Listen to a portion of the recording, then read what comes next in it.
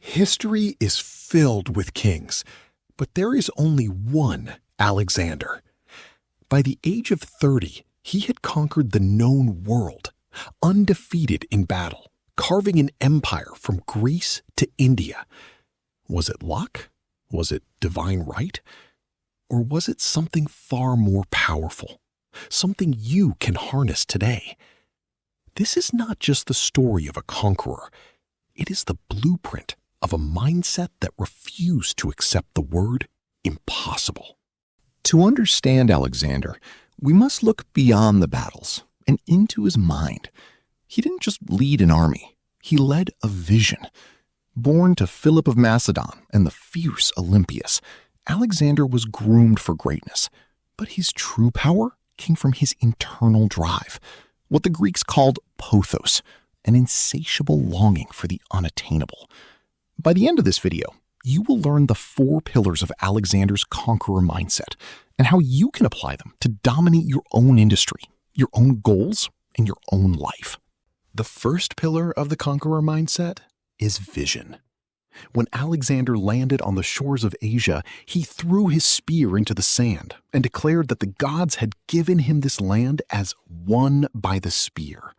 He didn't come to explore, he came to own. Most people start a project hoping it works out.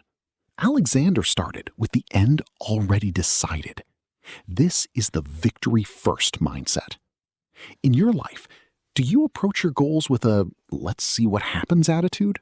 Or do you plant your spear and claim your territory before the battle even begins? Alexander's vision was so immense that it silenced the doubters. When his generals were afraid, his vision became their North Star. Your vision must be so clear that it acts as a compass for everyone around you. Alexander never asked his men to do something he wouldn't do himself. At the Battle of the Granicus, he was the first into the river. At the Siege of Multan, he was the first over the wall, jumping into the enemy's stronghold alone. He bled with his soldiers, thirsted with them, and suffered with them. This is the second pillar, radical accountability. A conqueror does not sit in a tent while the team does the work. Whether you are leading a family, a business, or just leading yourself, you must be the most disciplined person in the room. When your team sees you in the trenches, their loyalty becomes unbreakable. Influence is not bought with a title, it is earned through shared struggle. If you want to conquer your world, you must be willing to go first into the fire. In the city of Gordium, there was a chariot tied with a knot so complex that an oracle declared whoever untied it would rule Asia.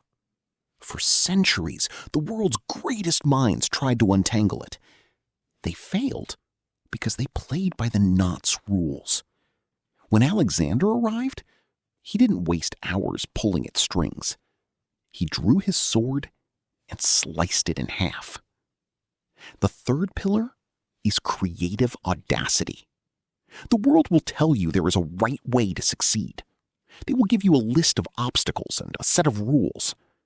A conqueror realizes that the rules are often just suggestions. If the current path is blocked, don't just try harder. Change the game. Stop trying to untie the knots of your life with the same old methods.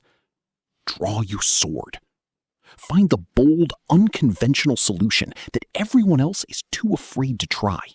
The final pillar is relentless persistence.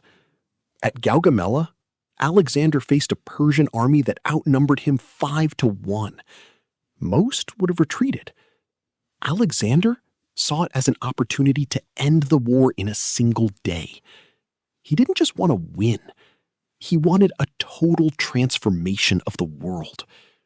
Even when his men were exhausted at the edges of India, Alexander wanted to see the outer sea. His only flaw was that he didn't know how to stop. But for you, the lesson is clear. Most people quit when they are 90% of the way there. The conqueror mindset is about that final 10%. It's the ability to find energy when everyone else is depleted. It's the refusal to settle for good enough. when legendary is still on the table. Alexander's empire eventually faded, but his mindset changed the course of human history forever. You have your own empires to build and your own worlds to conquer. Which of these 4 pillars do you need to work on most?